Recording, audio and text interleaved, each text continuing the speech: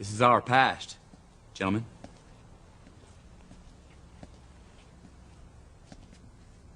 This is where we have been. This is how we got here. This is who we are today.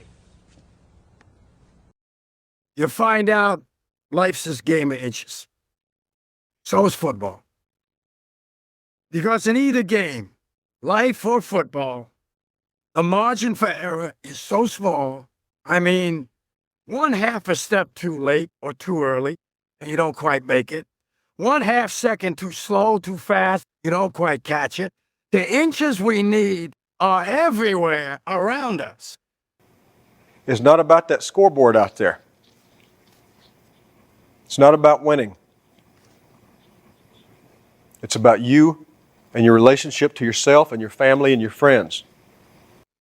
They're strong, fast, and undefeated. So far.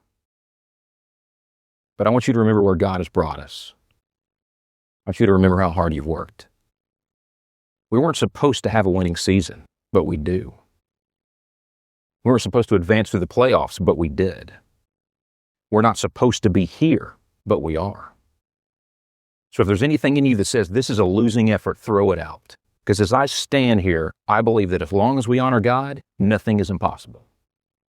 Welcome, and thank you for joining us for another edition of Diggin, Deeper into the NFL. I'm your host, Brian Parson, and today we're going to take a deep dive into Week 12 of the NFL season. As always, we are a Christian ministry, and we place God at the center of everything we do, including our coverage of the NFL. He is the light of our lives, and we are grateful for the gift of life as we continue to enjoy another exciting week of football.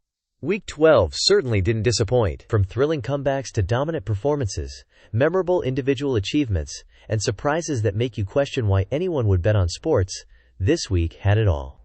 With that said, let's jump into the action, starting with Thursday, November 25th, when the excitement kicked off. The Houston Texans pulled off a hard-fought victory over the Buffalo Bills on Thursday night, relying on a dominant defensive performance and timely big plays to secure a 23-20 win. Houston's front line pressured Josh Allen relentlessly, sacking him 8 times and forcing 2 interceptions that ultimately sealed the game. Rookie safety Kalen Bullock was a standout, contributing 2 picks and a forced fumble in a breakout night. Despite Buffalo controlling the clock with 32 minutes and 22 seconds of possession and outgaining the Texans 326 to 261 yards, the Bills struggled to convert opportunities into points. James Cook rushed for 116 yards, and Khalil Shakir recorded 110 receiving yards, including a dramatic 4th and 27 hook and lateral conversion that momentarily sparked hope. But a missed extra point and stalled drives under Houston's pressure left Buffalo short. On the quarterback front, Allen was under siege for most of the evening, finishing 24 of 34 for 253 yards with no touchdowns. Davis Mills, stepping in for Houston, managed the game efficiently, completing 16 of 30 passes for 153 yards and 2 touchdowns, doing just enough to guide his team to victory. The win improves the Texans' record to 6-5, while the Bills fall to 7-4, leaving Buffalo with questions about protecting Allen and finishing drives under pressure.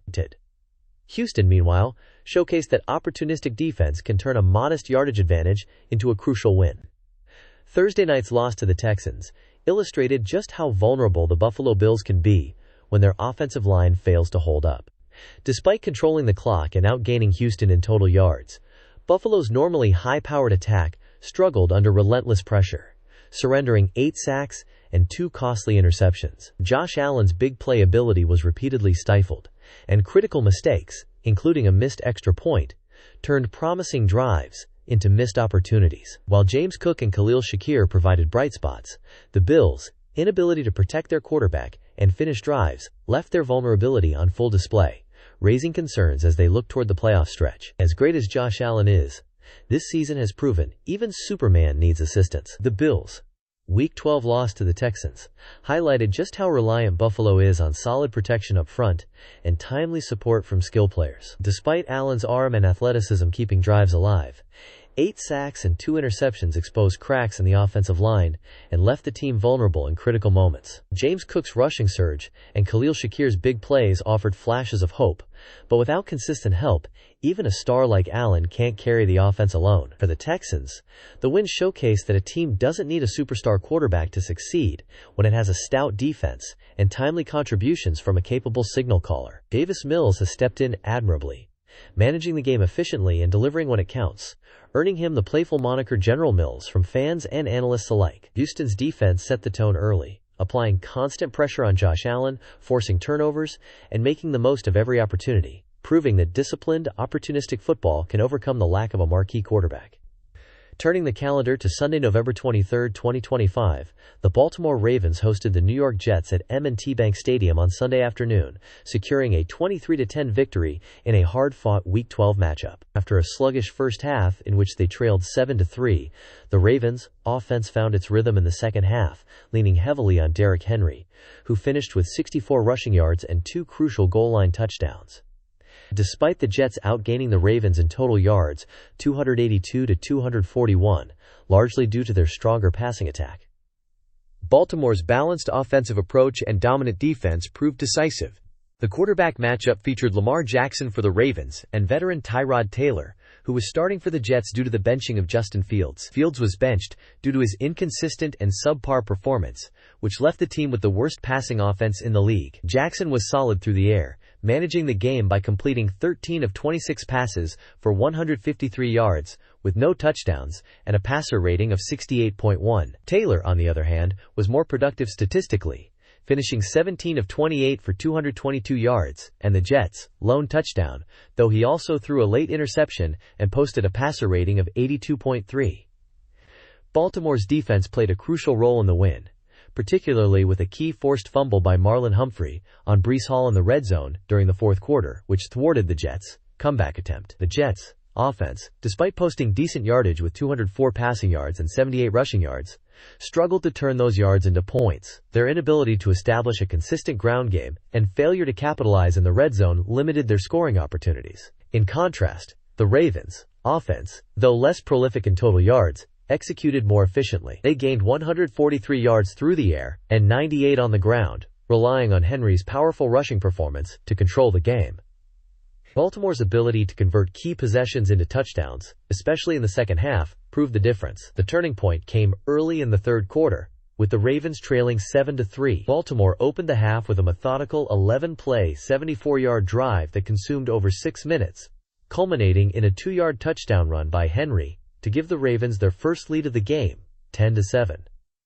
On the Jets' ensuing possession, they faced a crucial 4th and 2 from their own 42-yard line. Head coach Aaron Glenn opted to go for it, but Taylor's short pass fell incomplete. This failed gamble gave the Ravens excellent field position, and they capitalized with another 2-yard touchdown run by Henry, pushing their lead to 17-7. With the Jets now trailing by 10, they mounted a late-game drive to cut into the Ravens' lead. Breece Hall made a significant catch and run to get deep into the red zone, setting the Jets up with a chance to make it a one-score game. However, in a game-changing moment, Marlon Humphrey ripped the ball from Hall's grasp at the 5-yard line, forcing a turnover that was recovered by Alohi Gilman. This defensive play crushed the Jets' comeback hopes and all but sealed the victory for Baltimore. The Ravens capitalized on these pivotal moments, combined with strong special teams play, to overcome a lackluster first half and secure their 5th consecutive win. The Indianapolis Colts, arguably the league's biggest surprise this season,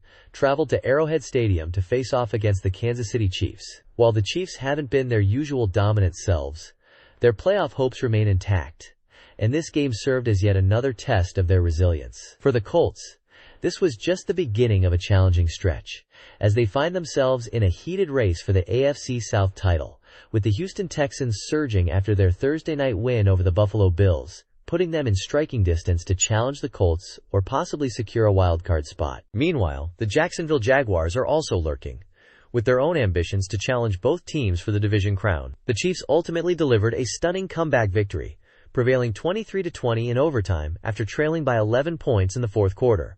Despite the Colts being held to just 245 total yards of offense, the Chiefs amassed 493 yards, dominating possession and running 91 offensive snaps. This game showcased the skepticism many have had about the Colts' resurgence, as the football world continues to question whether Indianapolis is truly a contender. In terms of quarterback play, it was a tale of contrasting performances. Patrick Mahomes threw for a season-high 353 yards, but failed to record a touchdown pass, relying heavily on his arm to spearhead the Chiefs' comeback. On the other hand, Daniel Jones of the Colts threw for 181 yards and 2 touchdowns, only to be stifled in the critical moments of the game as the Chiefs' defense locked in during the fourth quarter.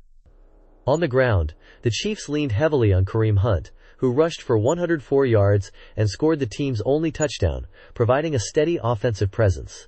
However, it was the Chiefs' defense that ultimately dictated the dramatic ending. They completely shut down the Colts' offense, forcing 4 consecutive 3-and-outs in the fourth quarter and overtime. With the Colts unable to generate any offense, Harrison Butker tied the game at the end of regulation and then sealed the win with a field goal in overtime. This game highlighted the Chiefs' ability to grind out a win even when their offense isn't clicking on all cylinders, while the Colts' inability to finish strong raises questions about their ability to close out games under pressure. Perhaps the Kansas City Chiefs are once again proving that you can't count them out. As reigning AFC champions, they've shown that to defeat them, you must truly knock them out.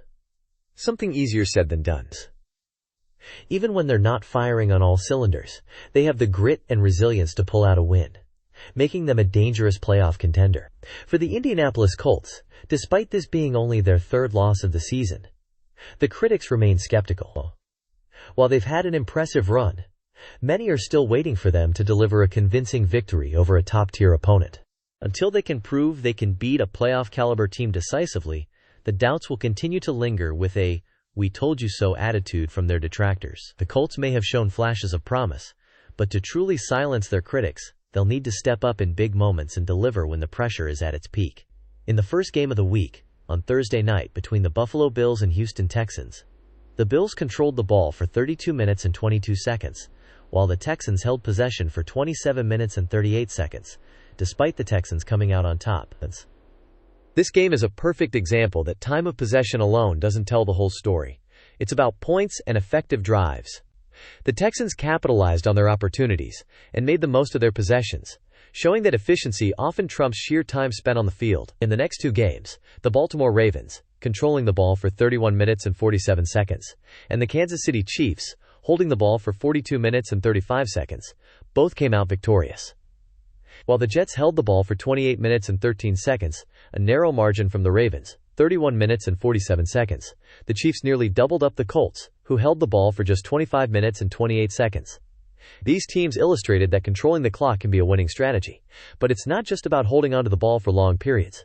It's about doing so with timely precision and effective drives that lead to points. In both cases, their ability to move the ball methodically and capitalize on key moments in the game helped them secure victories. This strategy of clock control, when executed with efficiency and purpose, is another crucial element in winning NFL games. The Seattle Seahawks traveled south to Nashville, Tennessee, to take on the Tennessee Titans. While Nashville is famously known as Music City, the Titans have been singing the blues for much of the season. Aside from a single victory over the struggling Arizona Cardinals, the Titans would otherwise be winless, turning their proverbial brown eyes to blue from frustration.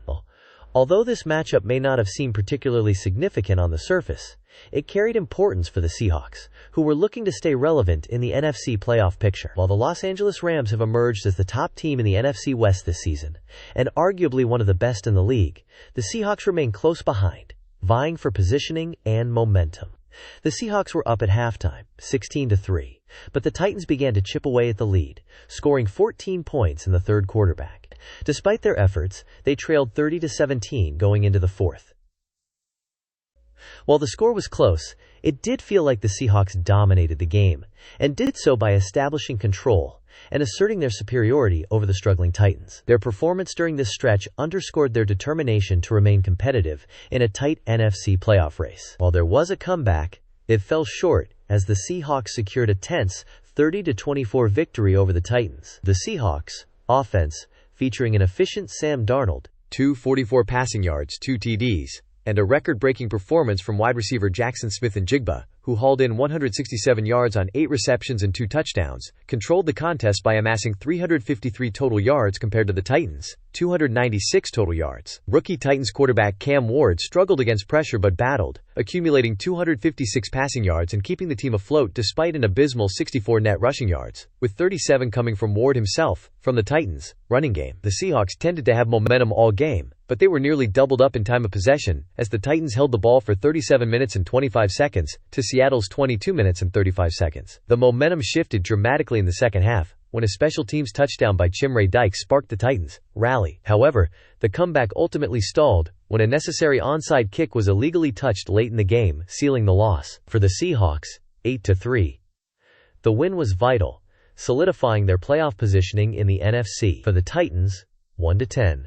The game underscored their ongoing struggles to establish a running game and win, even as it highlighted the resilience and promise of their young quarterback. Despite their abysmal start to the season, the Tennessee Titans do appear to be showing signs of improvement under Cam Ward. While the team still has plenty of questions to answer in the offseason, including who will take over as head coach and how to handle the #1 overall pick, there are glimmers of hope on the horizon. With some strategic decisions and the right pieces in place, the Titans' future could hold brighter days for the two-tone blue, signaling a potential turnaround after a challenging season. The Minnesota Vikings traveled to Lambeau Field to face their longtime rivals, the Green Bay Packers. Coming into the season, the Vikings had high expectations, aiming to compete for an NFC playoff spot and perhaps even a division title, behind second-year quarterback and first-year starter J.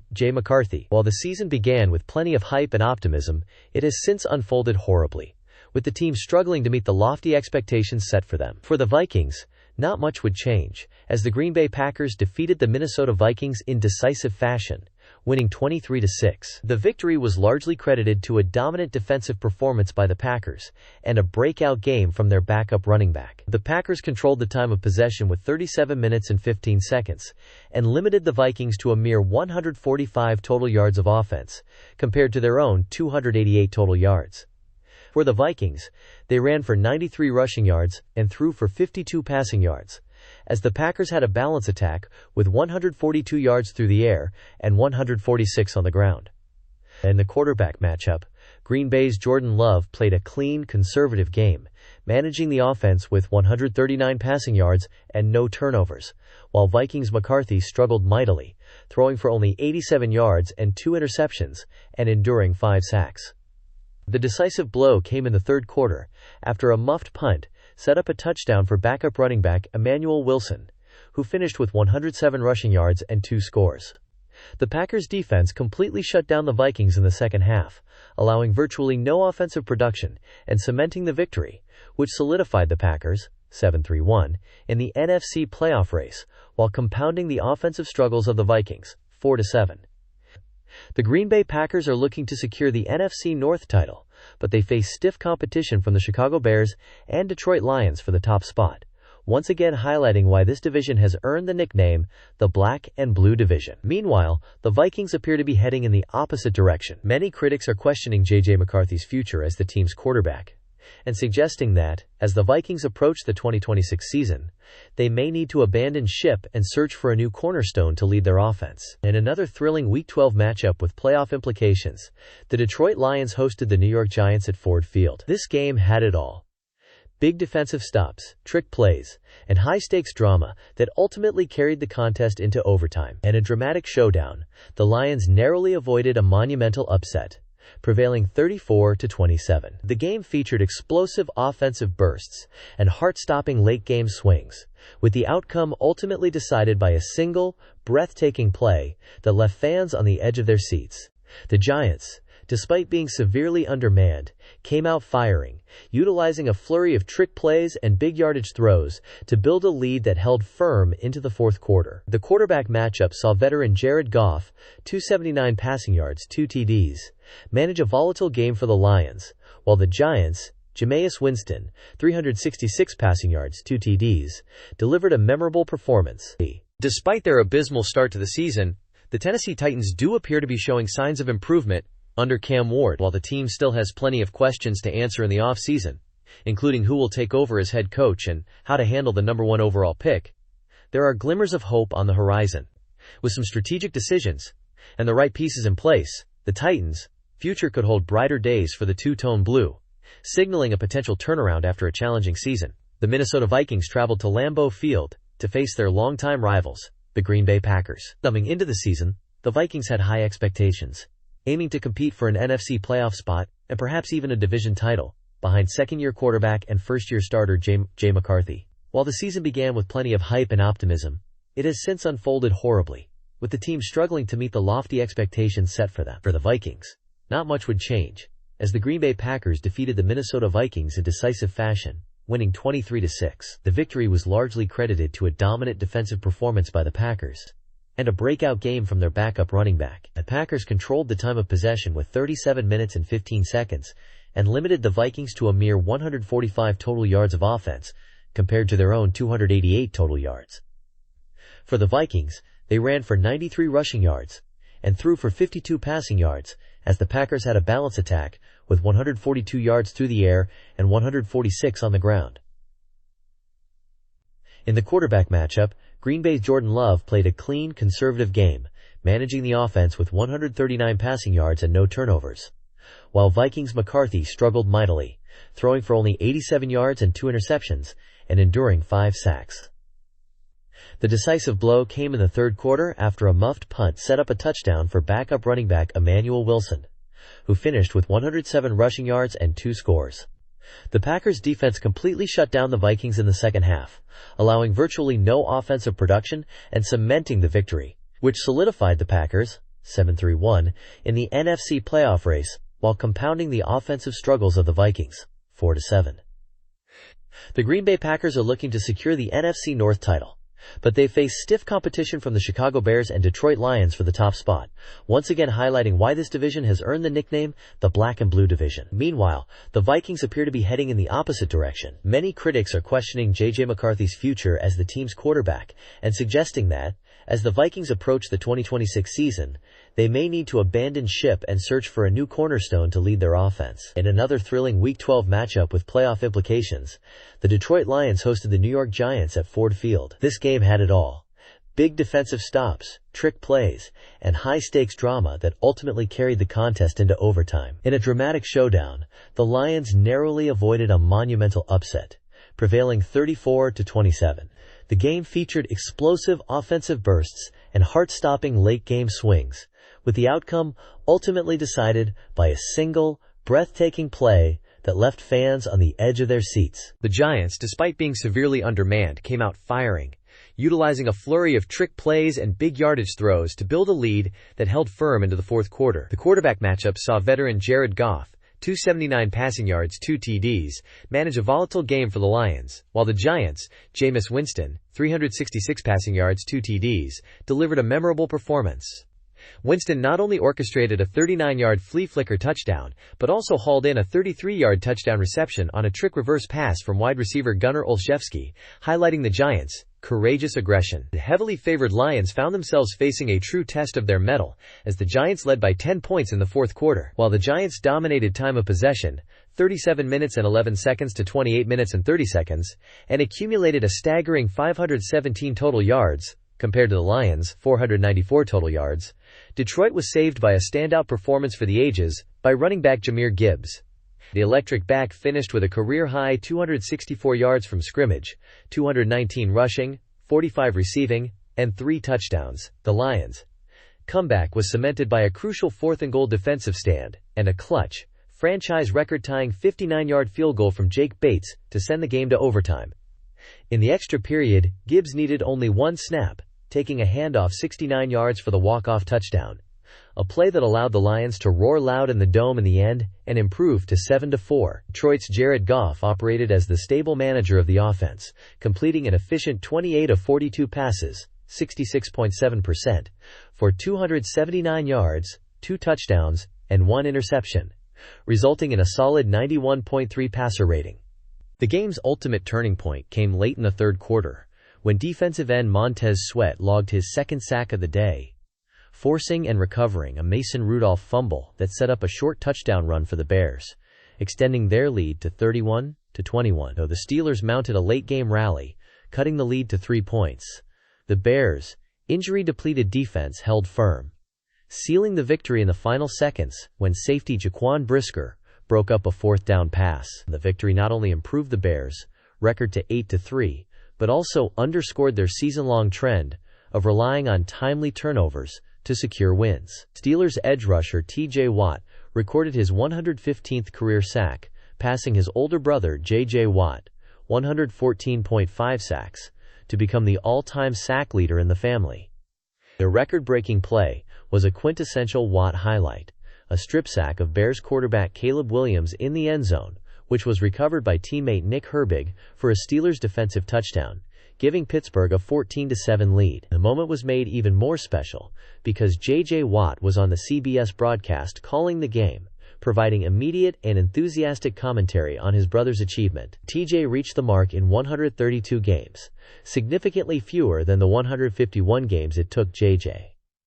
While both the Chicago Bears and Pittsburgh Steelers hold winning records, the trajectories of the two teams couldn't be more different. Despite both being northern franchises, the Bears are surging upward, while the Steelers are trending downward, clinging to mediocrity. A concerning sign for a team being chased by the fearsome Baltimore Ravens, who are finally getting healthy. So far, the Bears have benefited from the easiest schedule in terms of opponents' winning percentage, but their season is about to face a significant test. The remaining games feature much tougher competition, and this stretch will determine whether the Bears are truly the monsters of the Midway or just a team riding a favorable schedule. Their ability to maintain momentum against elite opponents will define the legitimacy of their playoff credentials. The Cincinnati Bengals played host to the New England Patriots, who are one of the better and probably most complete teams in the NFL. The New England Patriots, 10-2, clinched their 9th consecutive victory and became the first team in the NFL to reach 10 wins, surviving a gritty challenge from the Cincinnati Bengals, 3-9, to win 26-20 at Paycor Stadium. The Patriots controlled the metrics, outgaining the Bengals in total yards, 392-307, and holding a decisive edge in time of possession, 33 minutes and 14 seconds to 26 minutes and 46 seconds. Yet the game was decided by a chaotic swing of defensive touchdowns and record-setting kicks. The quarterback matchup saw standout quarterback Drake May overcome a turbulent start, finishing with a career-high 294 passing yards on 22 completions of 35 attempts and 1 touchdown, but also throwing the first pick six of his career. Opposite him, veteran Joe Flacco struggled to move the ball consistently, posting only 183 passing yards with 1 touchdown and 1 interception, largely due to the absence of the suspended Jamar Chase. Chase Brown posted a 107-yard game on 19 carries. The biggest key moments came in a frantic second quarter, defined by defensive plays. The Bengals first took a 10-0 lead when safety Geno Stone returned a Drake May interception for a 32-yard touchdown, marking a shocking start for New England. However, the Patriots immediately answered with their own big highlight just minutes later, when cornerback Marcus Jones jumped a Joe Flacco pass for a 33-yard pick six, instantly flipping the momentum and giving New England a 14-10 lead they would never relinquish. Before the half, Bengals kicker Evan McPherson set a franchise record with a booming 63-yard field goal, trimming the deficit to 17-13. The Patriots ultimately secured the win on a late 52-yard field goal from Andy Borregales. Game notes included a stellar standout performance by Patriots tight end Hunter Henry, who recorded 7 catches for 115 yards and a touchdown, and a strong rushing outing from Bengals running back Chase Brown, 107 yards. Why it mattered is simple. This victory secured the Patriots' 10th win and strengthened their grip on the AFC's top seed, demonstrating their ability to win a messy road game despite early adversity and major injuries to their offensive line. For the Cincinnati Bengals, the narrow loss, despite a strong defensive effort and solid special teams play, further sank their season and underscored the struggles of an offense missing its star receiver and quarterback tandem. With a record of 3-8, the best-case scenario would be a 9-8 finish. But given the way the team has performed, even with Joe Flacco under center, there is little reason to believe that outcome is realistic. Even if such an improbable turnaround were to occur, it likely wouldn't be enough to put the Bengals back into serious playoff contention. Meanwhile, the New England Patriots sit comfortably atop the AFC East with 10 wins, holding a lead over the Buffalo Bills. Yet in today's NFL, where parity is the name of the game, there is no room for complacency. Every game counts, and no lead is ever truly safe. In a clash between two of the league's most disappointing teams, the Cleveland Browns decisively defeated the Las Vegas Raiders 24-10 at Allegiant Stadium, ending the Raiders' hopes of a late-season surge. The victory was a story of a ferocious defensive performance and the successful starting debut of a highly touted rookie quarterback, a finish that was perhaps unsurprising given the woes of both 2-8 squads entering the contest. While the total yardage was nearly even, the Browns mustered 270 net yards to the Raiders' 268. The efficiency metrics told the true story. The Raiders dominated time of possession, 36 minutes and 26 seconds to 23 minutes and 34 seconds. But the offense could not overcome the relentless pressure. The quarterback matchup pitted rookie Shedeur Sanders, in his first regular season start for the Browns, against veteran Geno Smith for the Raiders. Sanders was efficient, throwing for 209 yards and his first career touchdown, a 66-yard screen pass to Dylan Sampson in the fourth quarter. Smith, though throwing for more yards, 285, and a late touchdown, was under constant duress. The Raiders had 60 rushing yards, and the Browns gained 64 rushing yards. This game was a complete mess from start to finish. The biggest key play and standout performance of the game belonged unequivocally to the Browns' defense, which recorded a staggering 10 sacks on Geno Smith, the second most in Browns franchise history. Defensive end Myles Garrett was unstoppable, racking up 3 sacks to break his own single-season franchise record.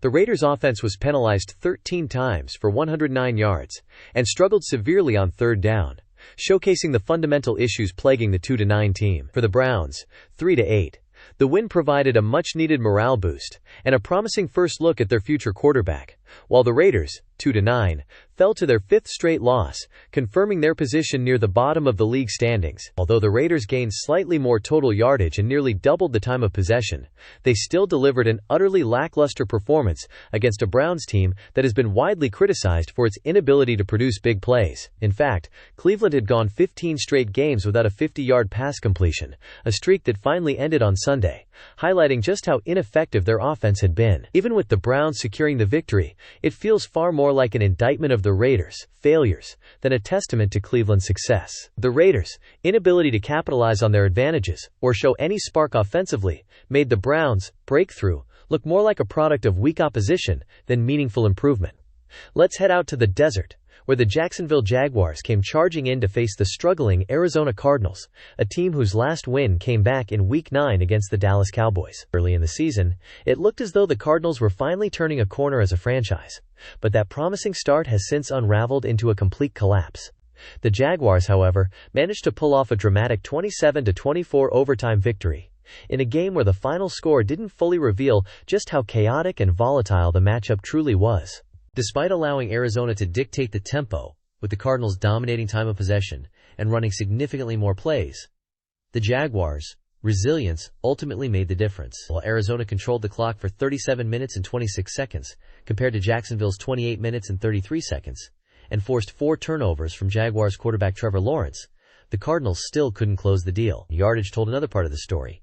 Arizona finished with 326 total yards, while Jacksonville posted 371. Through the air, Jacksonville racked up 237 passing yards, while the Cardinals recorded 271. On the ground, the Jaguars were far more effective, rushing for 133 yards, while Arizona mustered only 55.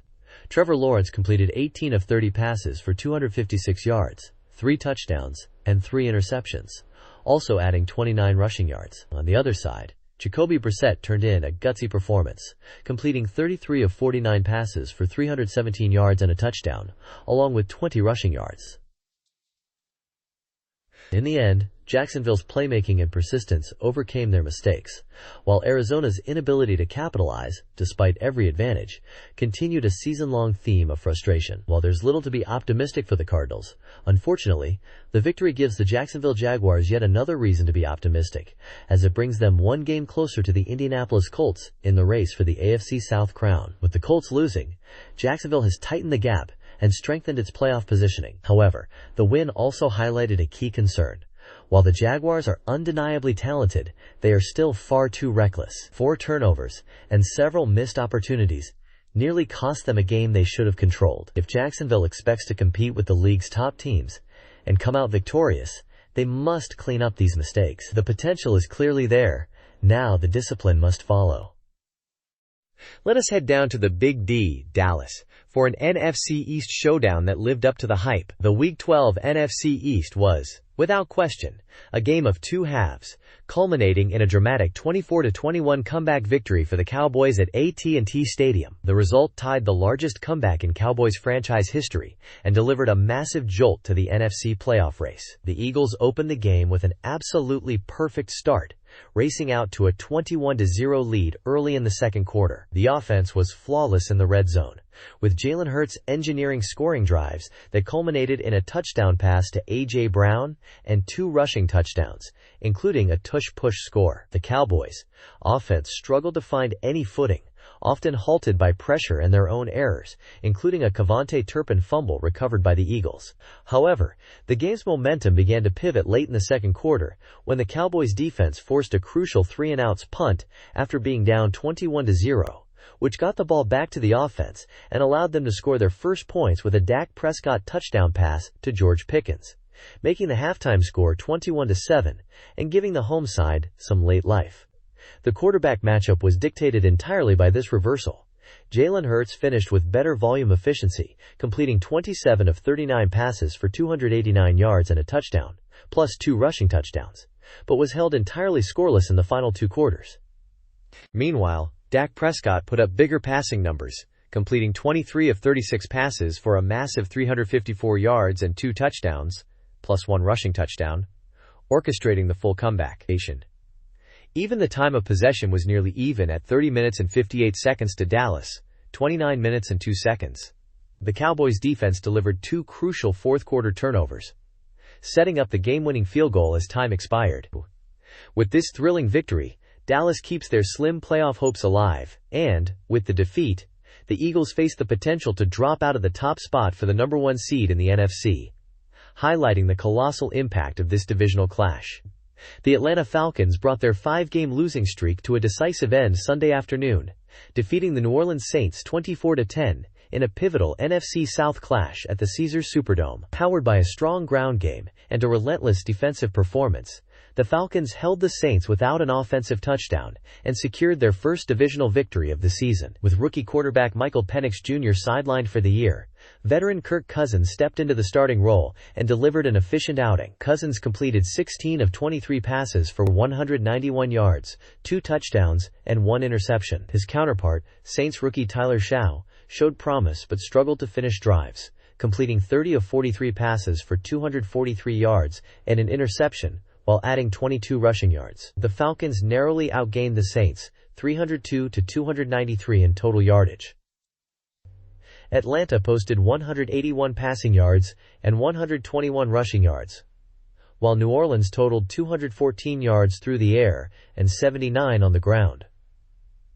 Despite losing the time of possession battle, 32 minutes and 51 seconds to Atlanta's 27 minutes and 9 seconds, the Saints failed to capitalize on extended drives.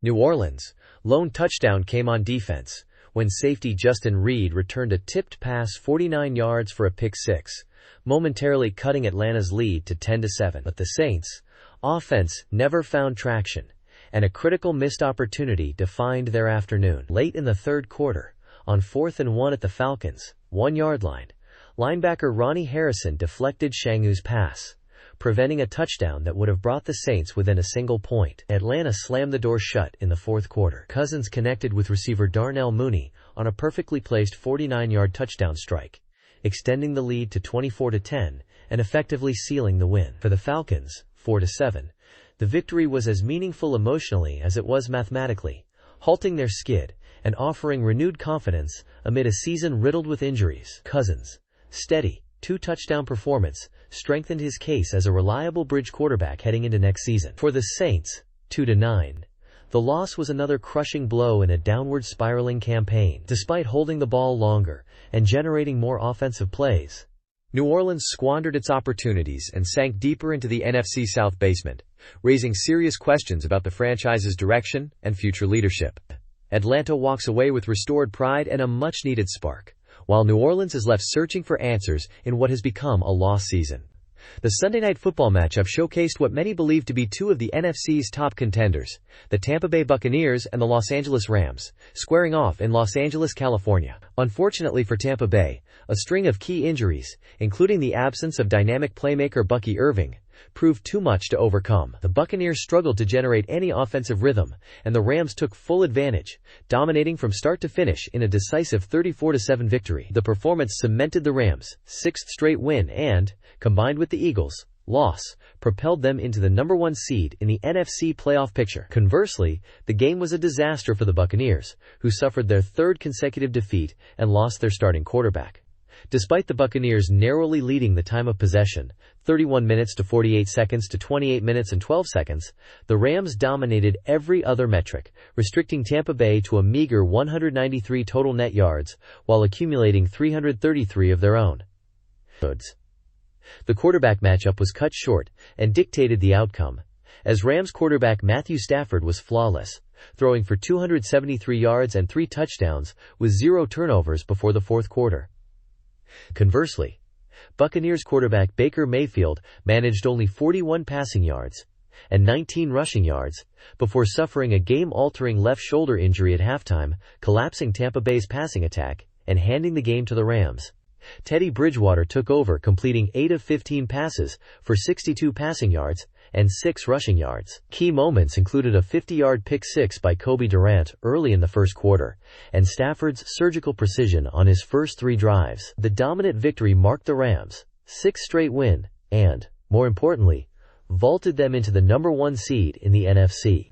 Meanwhile, the blowout loss, coupled with Baker Mayfield's injury, delivered a massive setback to the Buccaneers' fading playoff hopes. As Tampa Bay enters the final month of the season, concerns and doubts are mounting about whether they can remain competitive amid mounting injuries and inconsistency. On the other side, the Rams are riding high. With the win, Los Angeles continues to assert itself as the conference's top team. And at 38 years old, Matthew Stafford is proving that age is merely a number. His strong, steady play has not only fueled the Rams' surge, but has also positioned him squarely as the frontrunner for the NFL MVP award. Week 12 ended with Monday Night Football in Santa Clara, California, with the Carolina Panthers visiting to play the San Francisco 49ers. This marks the first time Christian McCaffrey will play against his former team, the Panthers, since being traded in 2022. It is also an incredible coincidence that this will be his 49th game, including playoffs, as a member of the San Francisco 49ers. Going into the game, McCaffrey is on an MVP-caliber pace, leading the entire NFL with 439 scrimmage yards, 707 rushing, 732 receiving, 11 total TDs. The Panthers' defense ranks 17th against the run, setting up a likely high-volume game for CMC. The Panthers enter the game on a 3-game road winning streak and have won 5 of their last 6 starts, showing significant improvement. Quarterback Bryce Young is coming off a franchise record 448 passing yards in Week 11. He leads an offense that ranks in the top 10 in rushing and is surprisingly strong on 4th down conversions. Key weapons: keep an eye on running back Rico Dowdle, 833 scrimmage yards, and top receiver Tetairoa McMillan, 748 yards, 4 TDs. The Panthers' offense will test a 49ers pass defense that ranks 28th in the league. This game is more than a rivalry. It's a battle for playoff positioning, featuring a historic reunion and critical depth questions for both sides. Week 12 wrapped up in Santa Clara, California, as the Carolina Panthers made their first Monday Night Football appearance since Week 2 of the 2023 season. For the 49ers, this was their first appearance on Monday Night Football since facing the Detroit Lions on December 30, 2024, also at Levi's Stadium. But the night carried extra symbolism. It marked Christian McCaffrey's first game against his former team since being traded from Carolina in 2022, and coincidentally his 49th game, including playoffs, as a 49er.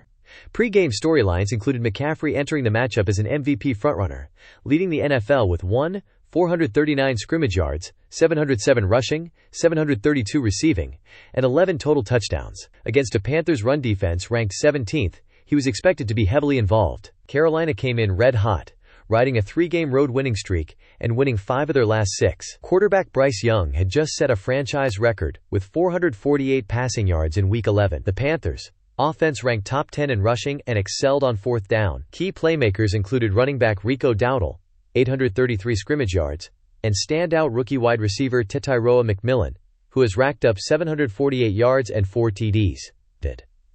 Their challenge was clear: attack a 49ers pass defense, ranked 28th. Offensively, the first half was messy for both teams. Brock Purdy finished 23 of 32 for 193 yards and a touchdown, but threw 3 interceptions, all in the first half. His reads were sound, but his timing and placement lagged, leading to costly turnovers. Bryce Young went 18 of 29 for 169 yards and a touchdown, along with 2 interceptions, both hauled in by Jaguar Brown. Young's lone touchdown was a 29-yard strike to McMillan, who continued his impressive rookie season. Despite the offensive struggles around him, McCaffrey was the star of the night. He totaled 142 scrimmage yards, 89 rushing on 24 carries, and 53 receiving on 7 catches, and scored on a 12-yard rushing touchdown. His consistency carried an offense that otherwise sputtered. Kicker Matt Gay added 2 field goals for San Francisco. The 49ers defense controlled the game, allowing just 230 total yards, 161 passing, 69 rushing. Their offense produced 340 yards, 193 passing, 147 rushing, and dominated the pace of play. The opening drive set the tone. A 15-play, 72-yard march consuming 8:43 of the first quarter, capped by Purdy's 12-yard touchdown to Jawan Jennings. San Francisco controlled possession for 37 minutes and 42 seconds, compared to Carolina's 22 minutes and 18 seconds. With the 20-9 win, 49ers moved to 8-4, staying in striking distance in the NFC West and firmly in the wildcard race. Panthers fall to 6-6, still alive in the NFC South race, which remains wide open. The Rams currently hold command of the NFC West and show few signs of weakening, but San Francisco remains in the hunt.